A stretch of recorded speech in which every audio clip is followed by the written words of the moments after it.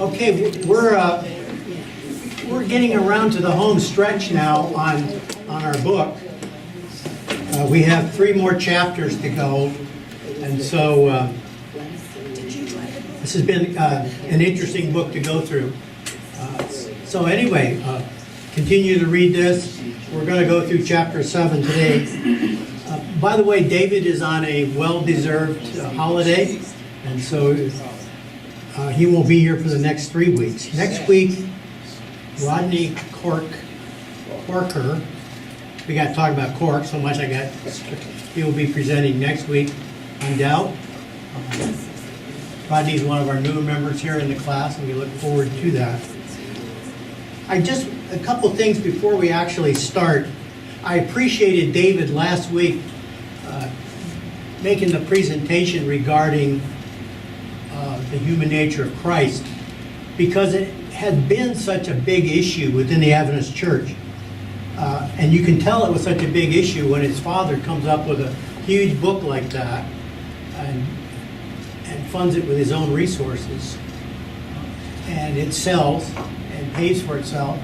I'm sure he didn't get rich on it, but I did go through some of the things I have kept, to my wife's chagrin, is I've kept some notes from the seminary back when we were still using dip pens. By the way, our school desks when I was a kid, they all had these little, well, I don't know how anyone could ever do that. So anyway, I guess you could do, anyway, we used ballpoints and we used pencils. But no, this is ballpoint here. But Dr. Roald Dederen taught Christology as well as Inspiration and Revelation. When we discussed the human nature of Christ, he asked that there be no recordings, there would be no manifestation. Of course, that was before we had iPhones. You could do anything. But this was such a sensitive issue, and the seminary had just gone through quite an ordeal the previous few years. I was talking to Marvin Ponder last week after class and talking about the difference between the seminary when he was there and when I was there with the turmoil in the late 60s. And I came in the early 70s. Anyway, Dr. Dederen discussed the human nature of Christ, and as I'm looking at his notes again, he was very adamant that Jesus had the human nature of Christ before the fall. And he quotes it extensively. And he used both the scripture as well as Ellen White. And one of his responses to the question that if Jesus had the nature of Christ before the fall, then how can he be an example for us? And I think that's a very legitimate question. I think you asked that question last week, Peter. And that has been an issue in this discussion. Maybe discussion is kind of odd because it's been more heat than light put on this topic at times. But Dr. Dederen's response was basically Jesus doesn't have to be at our level for his sacrifice to be efficacious. All he had to do was win where Adam lost. So it was his idea that Jesus was indeed the second Adam and he had Adam's nature and not ours. So anyway, that's been the debate that's been going on for several years. And I've been in 4 different unions through North America, and it has come up in every one of the unions that I've been in. And there are some areas of the country that are very adamant about one view over the other. And so, again, I appreciated David continuing that topic. And I kept asking my wife, I said, where's that red folder? I had all those notes in. Well, I found the red folder. I don't know if I'm colorblind. I could have sworn this was a red folder when I pulled it out. But I don't even know if we had red folders back in the early 70s, did we? They were all this vile green. So It used to be red, but now you've got the green light. anyway, Dr. Dedman passed away a year ago, and was quite a scholar within the Adventist Church. He was Belgian, and one of the things I did like about him, he had quite a sense of humor, and he always was talking about the difference between the Belgians and the Germans. And he said the Belgians and the French, they like to get to the topic real fast. He said Germans, on the other hand, will do 10 volumes on the left toenail of the elephant before they get into the topic. Yeah. This penchant for defining the nature of Christ, influenced by the church's, by and large, dedication to a legal understanding of the atonement. If we can get beyond that understanding, then the nature really doesn't seem, may not be quite as important. But as long as you're dealing with a legal understanding, you've got to make the details all add up properly, and that's where this debate. Yeah, that's a very good point. And I think they said there's more heat and light been put on this. I like Dave's inference that we ought to think like Buddhists, maybe, and that caught my attention because other major religious blocs don't think in terms of nature. The Jewish mind, the Semitic mind, doesn't think in terms of the nature of God. They think in terms of the divine identity of God. And Islam is the same. Islam doesn't ask questions about the nature of God. So our whole approach to some of those faith groups totally ignores this debate about the nature of God. We approach it in a totally different way. And Peter would, I think, understand the history of this more, but the early Christian church spent a lot of time both on the human nature of Jesus as well as the divine nature, and I mean, many church councils spent on this. So I'm going to say it's not just Adventists have been on this, and it's interesting that the early Adventists, this wasn't a major issue, but it did come in later. So they were fighting with their episcopal canes. I'm sorry? They were fighting between them during these councils with their episcopal canes. Yeah. So, estimates are that 25,000 people died in the skirmishes and fights during the church, over the period of the church council, early church council. And one of the side issues that I found out that some of the major theological debates were not resolved over good theology, but over gangs, whose gang was the most powerful. So, Political issues too. yeah, we don't like to use the political in the church, do we? I think those of us who have worked for the church for years know that political is a very valid option. Okay, I'd like to now get into our text, but let's have a word of prayer first. Father, we want to thank you for the opportunity to continue with Dr. Bruinsma's book, Facing Doubt, for believers on the margin. So we pray that you'll be with us today. In Christ's name, amen.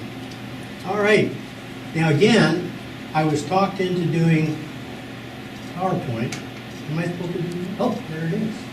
Facing Doubt. If you like this PowerPoint today, thank me for it. If you don't, talk to my wife. A lot of help with this. Anyway, this is chapter 7, 8, and 9. Why we must remain in the church. Oops. This is important to Dr. Bruinsma. And you'll see through chapter 7 why he feels it's important, not only for individuals, but for the church as well. And I think this is one of the chapters that those who have been questioning Dr. Bruinsma's writing this book, starting to realize where he's going and where he's going to be coming out in regards to this. In the introduction parts of this, Dr. Bruinsma discusses his experiences in going to the Cameroons in West Africa and the concept of a petit cadeau. And you know what that means? A little bit. But what does it mean, really? It's a bribe, isn't it? Yeah, little gift. Just kind of, it's a little foreign to us, although before I went into ministry, even while I was still in school, I did some work for an engineering company, and I had to go to the city and to get some plans, and they kept saying to me, well, I don't know if we could get these. And so I called my boss up, and he said, I'll give him $20. So I gave him $20, and guess what? He found them. And I remember when I worked for the American Bible Society, a bunch of us would go in New York City, and we would go in to have dinner before we'd go out to the theater. And you go into a restaurant and it's practically empty. And you say to the maitre d', we'd like to have a table for, well, we don't have any anymore. And so you pull out a $20 bill, for instance, and say, oh, you know, I think this one's opening up right over there. So we do have that a little bit here in the United States. But anyway, Dr. Bruinsma was talking about, even within Seventh-day Adventist Church, there were stories of corruption. And he was sharing with his non-Adventist colleague one day, and he finds out that the other groups have similar problems. And when I worked for the American Bible Society, one of the things that we learned, never send money to countries of the world on the African continent, because it will get lost. And so what we would tell people that wanted Bibles sent to some country, I'm just going to pick a name like Ghana, what was the best thing to do was to set up an account in New York City, and then we would credit the Bible Society of Ghana or Bible Society of Cameroon or whatever. And then they would get the Bibles there, but there wouldn't be any money transferred. And the other thing is, don't send large numbers of Bibles to places like Africa. Number one, it's very expensive. And two, a lot of the people, even though they can read a newspaper in English, they can't read English that well. So we would always do things in what we call their mother tongue. And again, others on the margins, again, that's a word that Dr. Bruinsma uses. They can share similar stories of corruption in the church. And just reading this week, there's West Virginia, the Adventist Church is being sued there for child abuse in some independent ministry group. So we can all experience, we all know these different stories. Do we need the church? That's kind of one of the main questions and one of the main foci of this event. Now again, I can't blame my wife for that one, but that somehow or another, I don't know if I just didn't get another slide, but anyway, he was telling a story. There are exceptions, that people can be Christians and have a spiritual life without having a church. He was telling about this Albanian lady that he visited, who for years during the Albanian communist leadership, probably that was one of the most egregious communist leadership, right, Peter? Yes. In regards to any type of leadership. Yeah, one of the most Stalinists. As a matter of fact, people were killed or thrown into prison for. Right. Yeah. So it was one of the most egregious. Anyway, but this lady would keep her Bible hidden, and she would every time she got some money, she would put money in some hidden location, and when he came, he was able to take that money to the proper union or conference, mission or whatever. But her faith was strong. But he believes that that's an exception. That it's important for human beings, because we're created as social beings, we're made to be and do things together. And we have things like music concerts. And I put Facebook in here. I'm still not sure if Facebook is a community thing or not, but it's classified that way. Sporting events.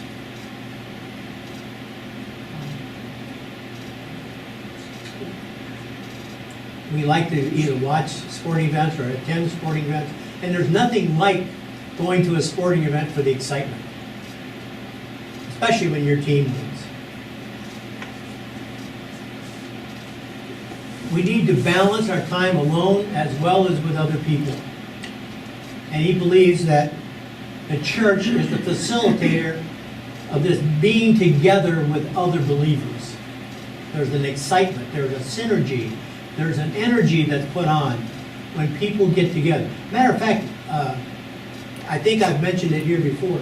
There are groups around the United States called Sunday assemblies, and what they're designed for is for atheists and free thinkers who have stopped going to church or whatever, but they still need to get together. And so they come and they extol certain non-religious virtues.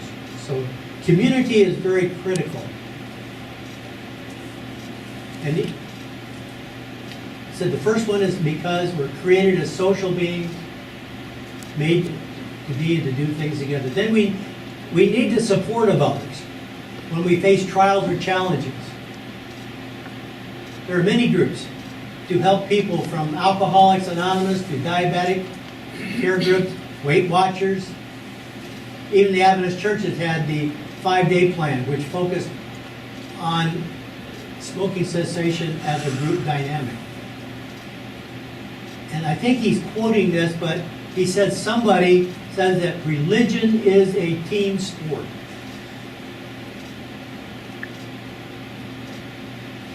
We complement one another. He compares this to the physical body. Each has a specific role.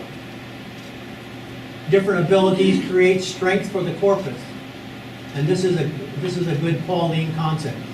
One person says I'm a foot, another says I'm a hand, another a head. And so we need to be working together. And I think that's true in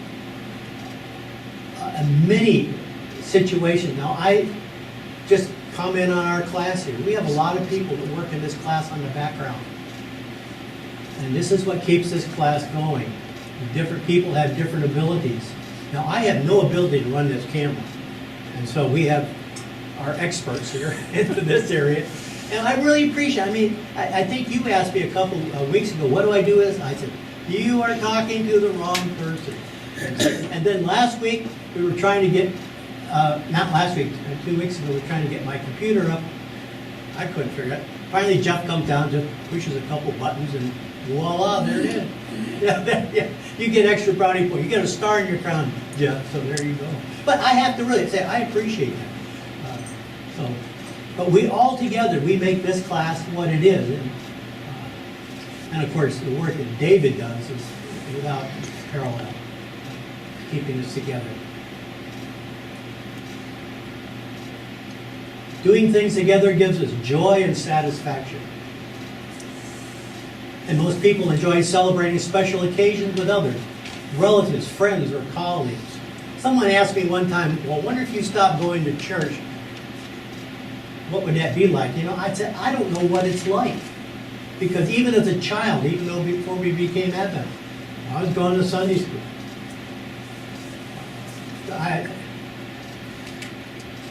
It's part of our culture, part of my culture. Singing. Now, I don't sing well. We're praying together, discussing things together. That's what makes us community. We need to comfort one another when there is sadness. And Bruinsma believes that the church is where all this takes place. Now, some blessings can only be experienced in church, according to Dr. Bruinsma. Baptism. That is a public expression of one's belief in Jesus and should not be done in secret. Now, we know that there are circumstances where a public baptism would not be good. Do you do that in Muslim countries, Gerald? Have secret baptisms or? Some places. Yeah, some places. It's not something you would do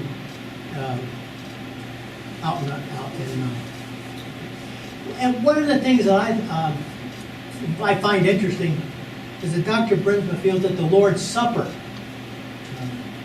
the communion, the Eucharist, is one of the greatest blessings that comes with belonging to the church.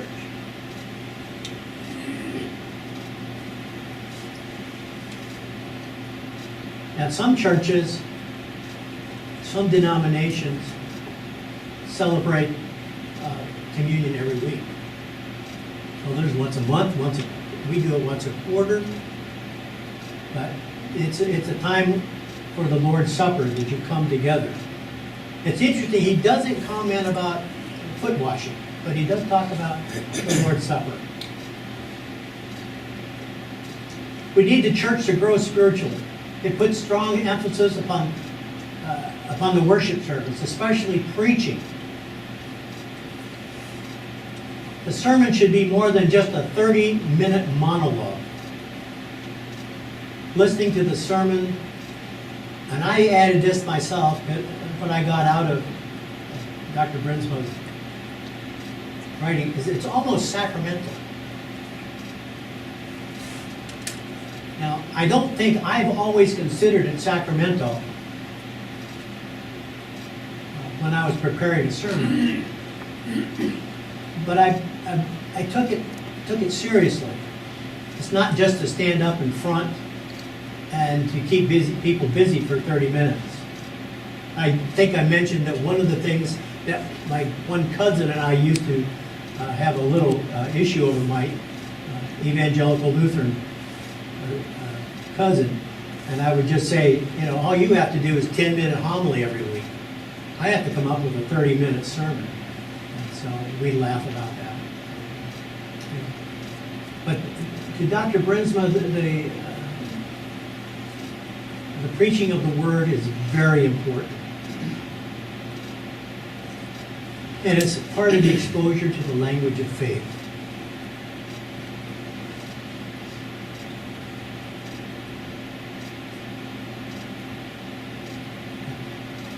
And where is the church that I should be part of? What about those who still have a Christian belief or have returned to faith? Where is their home? That's, I think, gets into a discussion that many have had. Many of these are tired of organized religion. And then I've used the term I've seen a lot, someone is spiritual but not religious. Well, what is the church? And then there's the local, the invisible, worldwide. What is the church? Now, Adventists, I think according to, I agree with Dr. Bruinsma. When we talk about the church, we're talking about more than just what goes on here. We talk about what goes on worldwide. That's our church. When we hear something going on in Africa, that's our church. When we hear something going on any place in the United States, Canada, any place, that's our church. But we'll see here in a little bit, I think Dr. Bruinsma puts a lot of emphasis here on the local.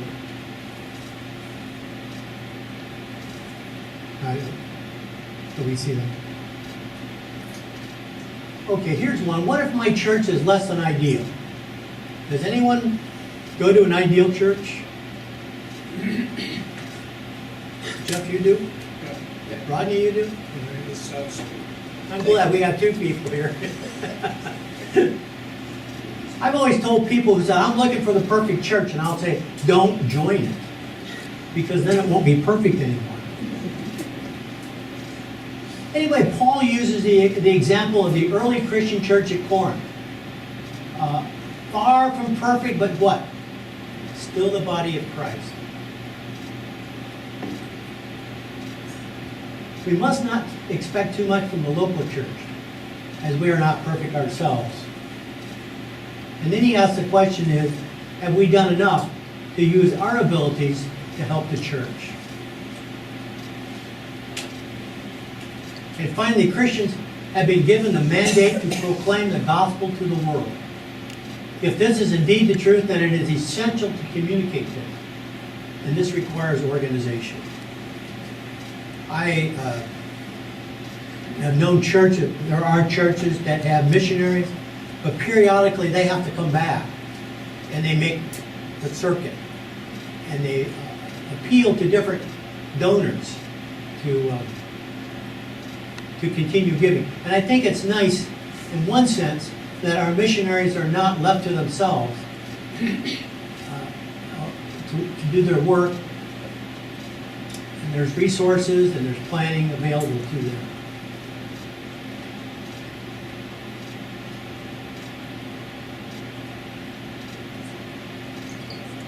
Okay. Where do I go?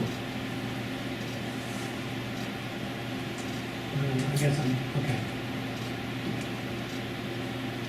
We asked the question for the believers on the margin, where do I go? Do I go to an Adventist church nearby? Now we here in Loma Linda are very fortunate. I forgot how many churches there are here in the Loma Linda area. It's about 50, isn't it? When you take a look at the different language groups, you take a look at the different divisions within the language groups. I know one ethnic group has 2 or 3 sub-ethnic groups, and they have their own congregations here in the Loma Linda area, Adventist within the area.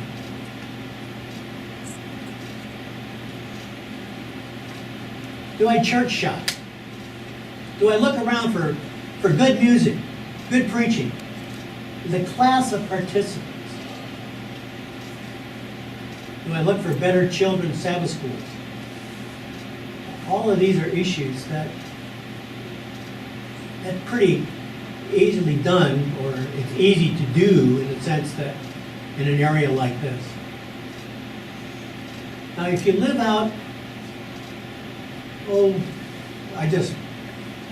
my wife is from Western New York.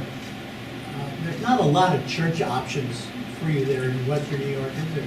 Unless you go all the way to Buffalo, which, if anybody remembers, Buffalo gets snow in the winter, and that's not always easy. And where my wife grew up, they get more snow than Buffalo, because they're south of Buffalo, and they get the full force of the lake effect right off the lake. Kind of like Berrien Springs. Do I go to a church outside of Adventism? And we always use this kind of pejorative term, a Sunday church. Or what about going to church on both days? You go to your Sabbath, to an Adventist church on Sabbath, and then you go to another church where they have better music. You know, I saw a church recently, I think I would like to attend the one this morning that we were watching. Had a nice choir, didn't it? Fantastic music at the Washington Cathedral.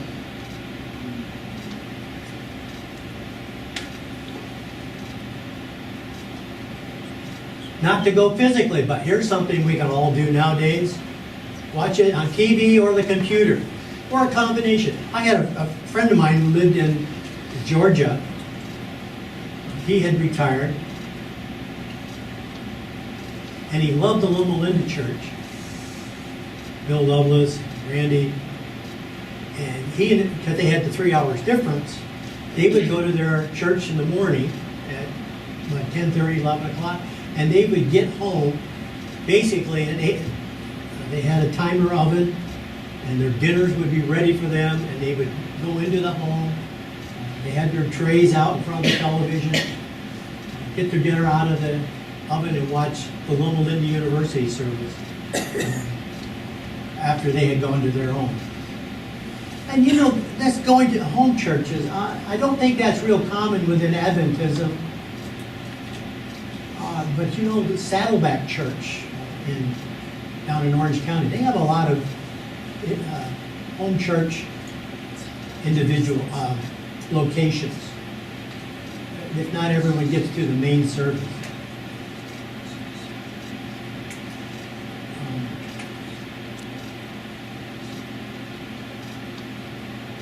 Maybe we can discuss this a little later about going to church outside of Adventism.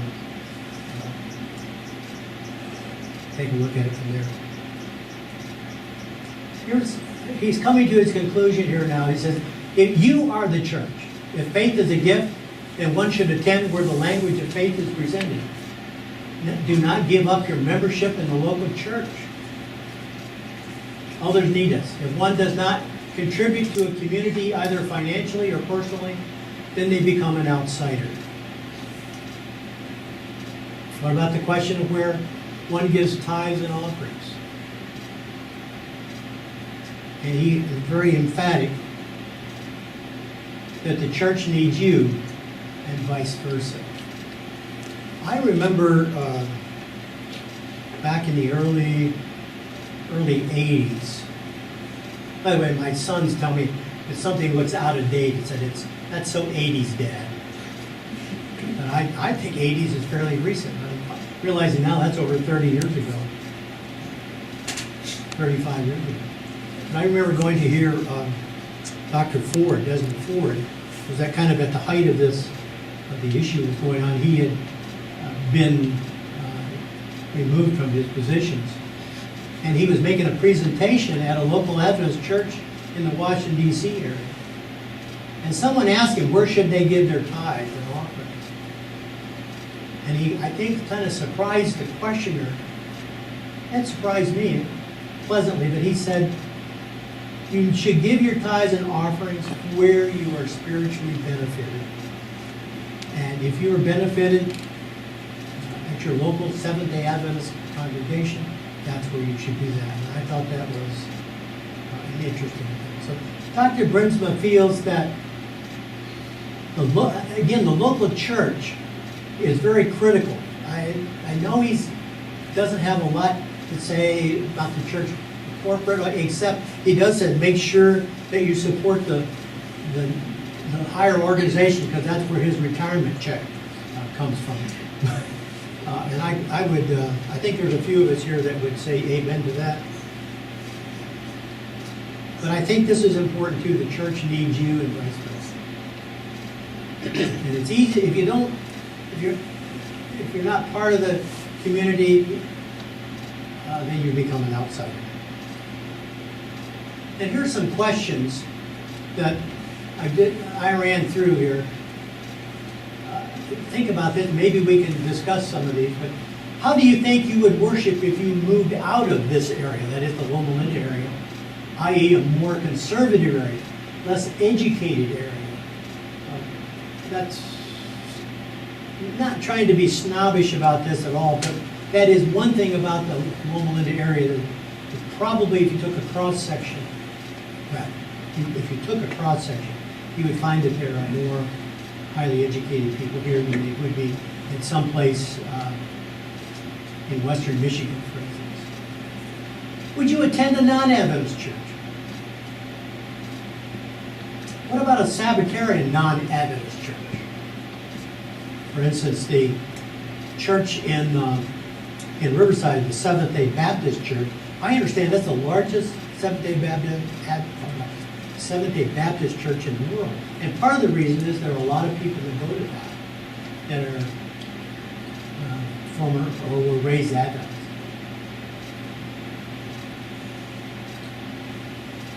What about a non-denominational church that has Saturday evening service? Would that count?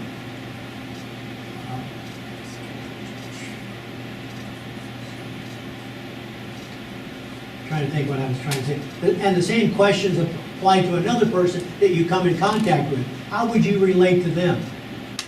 We have an acquaintance whose daughter and their son live in an area outside of Loma Linda, quite a ways outside of Loma Linda. They've started to go to a non-Adventist church, mainly because of the children. The Sunday school are very exciting. Whereas the local Adventist church is very, very, according to them, it's not good. Would there come a point that you would feel that you would have to resign your membership based on theology or ethics? And finally, can you get rid of that SDA DNA? That's, I think most people here were born in the Adventist church. maybe you're several generations. Dr. Bruinsma, that's his presentation for this week. And I guess at this time, my helpful associate, Peter, will help us out. Questions? You can't, you're speaking next week, Rodney, so you can't have any questions. I don't necessarily want to be first if someone else wants to. I'll have the first question next week. Okay. You're next. It's lots of fun to go. Oh, are you? Oh, I'm sorry. You go first. Oh, I thought you. Do you realize you're the first one? Ladies first. Yes, Oh, thank I'm a you. gentleman. Thank you. Oh, I was just going to say, my experience, it's a lot of fun to go to other churches, and that's maybe, I don't mean to trivialize it, but it's a wonderful experience, especially if you go someplace. Oh, I remember going to a church in Atlanta where they have a very famous organ.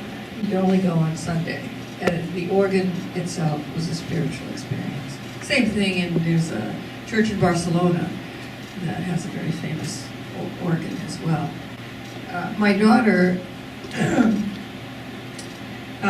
spent a year in San Francisco working up there at UCSF, and she lived right across the street from Grace Cathedral, and I loved to go to Grace Cathedral on Sunday, partly but also for the forum meeting at the beginning because they had coffee, and so we could have a latte while we, listened to and finally she goes to a church now in San Diego, which is also Episcopal, where they allow you to bring your dog. So this is a church for the people and the dogs, if they're well behaved, and I guess that's a spiritual experience for everybody. So I think that for us, this is the place, but there are many sheep that are not of this fold, and many folds Yeah. that are not Out of global. the- yeah. No, I want to ask you a question, just respond back. Are there churches that you feel uncomfortable going to? Not really. I was born and brought up initially in the Catholic Church, and I went recently to a Catholic funeral of a friend nearby, actually here in Redlands. And no, I feel pretty comfortable almost everywhere, because there is a thread that runs through all of Christianity and even Judaism. I have visited the temple in Redlands a couple of times because I like the rabbi, Yeah. and that too. And they're pretty progressive too. In Redlands, Yeah, right? very progressive. Thank you. Okay. Now, Rodney, your turn. Thank you, Forrest, for the presentation. Look, frankly, I found this chapter quite frustrating. Frustrating. Frustrating. I think it should have been called Dancing with Doubt, because you're talking about institutionalized doubt. You're talking about behavior. In its core, doubt is personal. It's a personal characteristic. It needs to be dealt with personally. We each need to deal with doubt. And I don't think this chapter really, it describes how we behave, but it doesn't give us an approach to dealing with doubt. As a medical researcher, we have a structure for dealing with doubt, and it's called science. As an economist, you have a doubt equates to uncertainty, which equates to risk. There are structures that you impose, processes that you impose, methodologies to deal with that. And that's where I was hoping this would go, but not to be overly selling myself next week. But frankly, this is where I want to go. We have to manage our doubts. And so I've entitled my talk, Dealing with the Gremlins of Doubt, because we all have them. And it's a personal matter, and I think it's positive. I think it should be part of a personal mission, our personal mission, to deal with our doubts in a structured way. So what I want to share next week is with some provocations, which I'll share with you, why I embarked on a self-imposed study and research program to put myself through, suspending myself as much as I could from my roots of Christianity and certainly Adventism, and how by going back to the very beginnings and looking at evidence-based information, fairly quickly found an increasing strength and belief in a God or a Godhead That's why I came back to church. It had nothing to do with Adventism, had nothing to do with Christianity. It had to do with that fundamental DNA kind of belief that awakened in me was there has to be a God. And once you establish that, the next question is, how do you deal with it? You have to deal with the question, what does God want from me? Well, that's part of my process. But to kind of earn this, I've got a good news story next week is, yes, in dealing with personal doubt, you can deal with it and have an enthralling and amazing journey, rediscover things that are sleeping within you that you never had, and actually, for me, for the first time in my life, enjoy Sabbath school, enjoy learning. It's the best hour of my week. I never saw this coming. I sat on the sidelines for 35 years before I walked in that door, met you folk, and started to come to Sabbath school. Wow, so be here next week. I remember in evangelism, Dr. Taylor, we used to say, if you're going to miss a presentation, tonight's the one you should have missed. I had to share with Dr. Taylor last week, I said, one of the things we learned in evangelism field school was, you always wave at the window when you go up to a house. Do you know why you do that? Because if they're looking out the window and they see you wave at them, they've seen you. And so you've got to go to the door. So you just learn things. Okay. What other hands we have? You know, I'm going to let you expand that, but next week. But what you're really saying is that Bruinsma looks at it more at a corporate level, Yeah. rather than the individual. It's a human behavior, and it's deep within us. We have to have strategy to deal with doubt, personal doubt. Personally, and that's where you'd have that too. Okay. All right. I was sort of disappointed that he didn't maybe put the number one reason that I would put for going to church. And it doesn't apply so much to this church because it's almost too big. But in the smaller churches that most of our lives we've spent in, it gave me a chance to practice in a way that I couldn't in public, the idea of loving your neighbor. In a small church, you're thrown in with a lot of people who are quite different from you, and to try to find common bonds for association, it's really, I think, a wonderful opportunity in a relatively protected environment to associate with all kinds of people and to give them play, and to I suspect they've given me an opportunity to do. And so I think that once you practice in that environment, then I think you're much more capable of then acting more benevolently. Try that more. Acting more benevolently in the workplace or wherever else that you associate with, and then actually practicing what God says we should do to our neighbors. And so I think that aspect of church is probably, to me, the most important thing about church, not evangelism, not any of these other kinds of things. It's really learning how to associate with people who are not like you in all kinds of ways. Okay, and that was one of the, I guess it's on one of the other slides, but working with people, different classes. Again, you got to remember, this is what, 75,000 members here in the Southeastern California Conference? I think we're the largest conference, although maybe there's another one or two that might be close to it. But we have certain ethnic groups, and I'm not trying to say this is good, bad, or indifferent, that if I can, because I worked in the conference for 7.5 years, I could tell you that different ethnic groups have different levels. If I'm looking for a more sophisticated service, I'll go to this church. If I'm looking for a more simple service, I'll go to another. So people do select themselves by their cultural group, cultural education. However, if you go out in the middle of Nebraska, you're not going to have that. I'm not talking about Lincoln now, but in Kansas or someplace like that, you don't have that opportunity. And I think that's one thing that I think is a very good point. You got people who are laborers, you got people who are physicians, attorneys, school teachers. Whereas here it's a little different, but that's a very good point. I appreciate it. I saw, yes, yeah. Hi, I was just on the issue of doubt. It sometimes seems that there's kind of a assumption that you need to deal with, kind of work through doubt, eliminate. And I think that probably varies from personality to personality. The thing I've always enjoyed about Graham Stacy is kind of it's okay.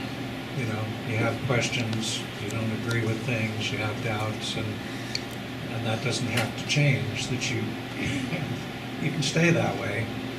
It's not that it's a stage, excuse me, stage you have to work through and get to the point where you don't have so many doubts. And thank you for saying that. And by the way, we do miss Graham. We tried to get him to monitor our Sabbath school classes, but it's 3:30 Sunday mornings. So he said he wasn't going to be staying up to watch us all in Australia. I'm trying to say this because I'm agreeing with you. I think is doubt in general, is it the prevailing issue that colors everything you do, or is doubt just one aspect of it? You know, you can get to the point where you're so, the old saying, like, sort of show me state, you know, that you don't believe anything. Okay. But thank you for saying that. Yes. I transferred my membership from Campus Hill to University in 2009.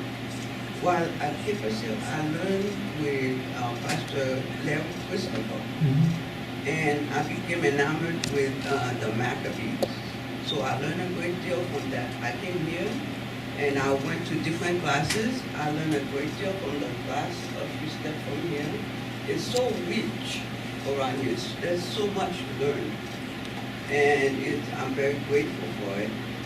And I don't agree with everything, but still it's the process of learning. And it's kind of fun to learn from different people that are different from you. And I think it's fantastic. I really do. I think it's good.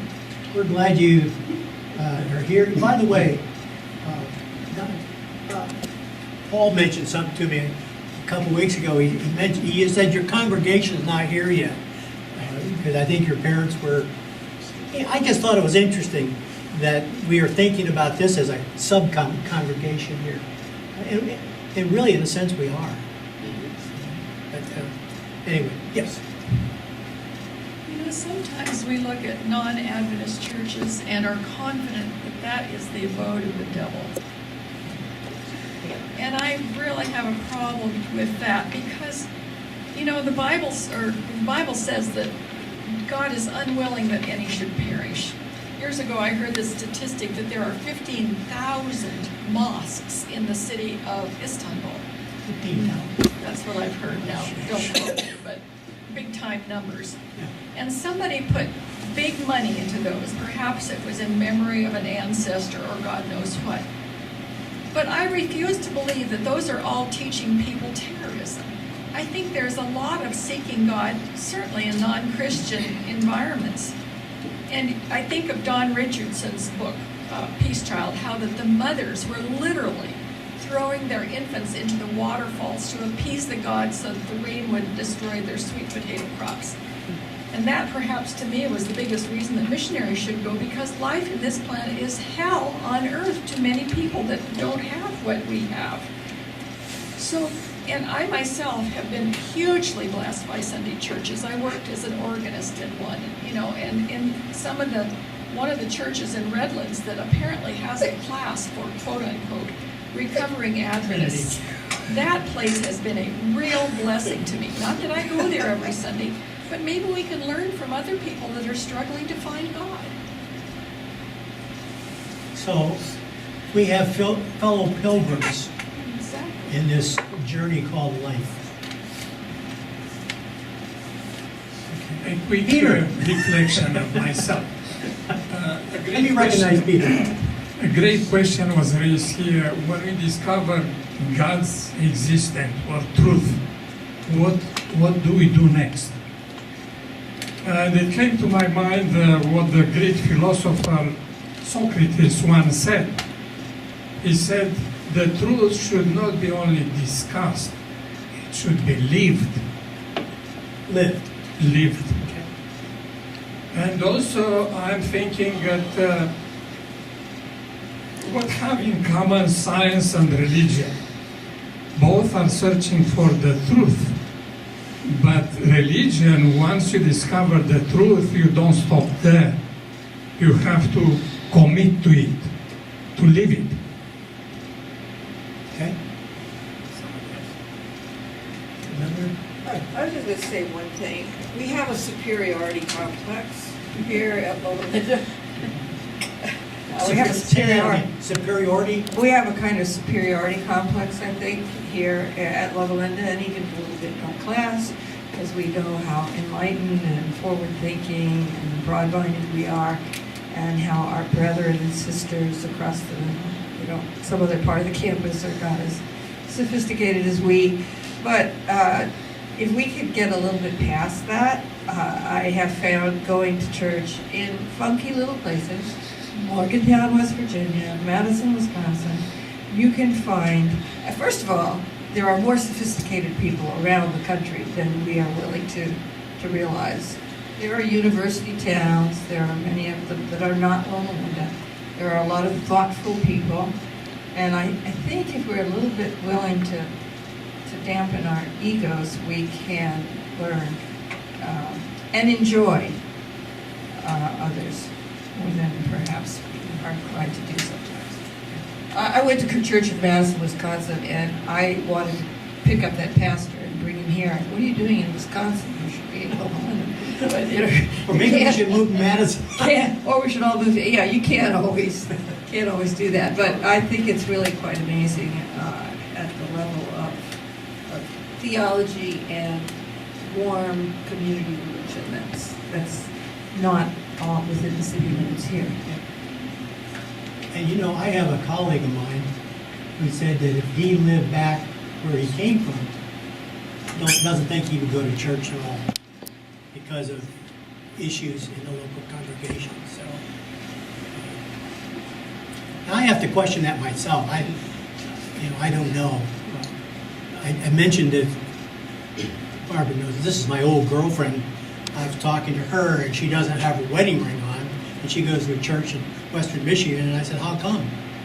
Well, you can't have a wedding ring on in this church or this conference and be a church officer. So, I couldn't go to church. You again. Yeah. You got another commercial? I got 2 minutes. This will be quick.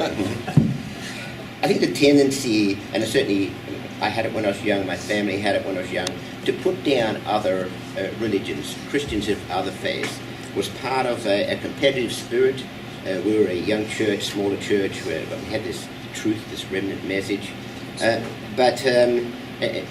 maybe in some ways, yes, it was kind of sport. But I felt that I was being groomed to be a spiritual gladiator when I was very young, and that wasn't me. But at a very fundamental level, I think it comes from insecurity. Insecurity that we Adventists have. We don't socialize well. We're reticent people, and there's some insecurity about being so different, and that worries me in terms of re-engaging with Christianity and Adventism. But I think the other thing that I really like was a perspective from a Hebrew a person that I listened to, and he likens the meaning of people, the putting down of people, is very much an extension of "thou shalt not kill." Because when you reduce people in any way, you're taking away part of them. You're making them smaller. And so demeaning people and reducing people is akin to, or a cousin of, or an extension of the thought that thou shalt not kill. That was very sobering for me, but I can't buy the logic, the extension of the logic behind there. And so one thing that I will not tolerate, I believe, going forward is the oppression of other Christians. Christians beating up on other Christians wherever they are, whoever they are, because it's an individual journey. And I have this sensitivity even from my experience back in when I disconnected from the church, more so in Des Ford's era, when I saw our church being decimated by people that were beating up on people, prying on people, reporting people, behaving very, very badly on both sides. But that's really what they were doing. They were killing these people. As much as physically killing them. They were spiritually, personally, individually seeking people out and killing them. I won't stand for it.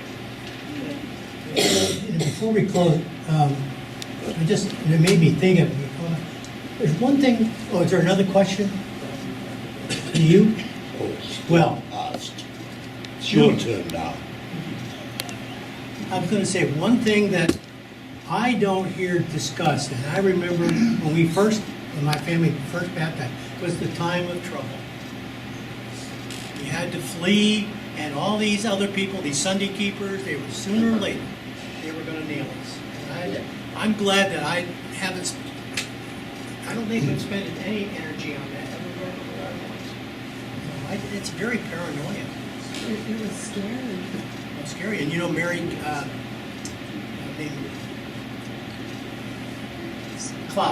McLeod, also known as Mary Kay Silver, wrote that book about fleeing. And why do you have a microphone? I don't even. Forrest, Time's up. time is up. We've had a good time this morning, and I've been blessed just to hear what has amounted to a series of personal confessions about what worship means to these very good friends of mine here. And we would all have something different to say. I would have something a lot different to say. But I'm grateful for church. But the reason I'm a church is I look upon it as a transaction between me and my God.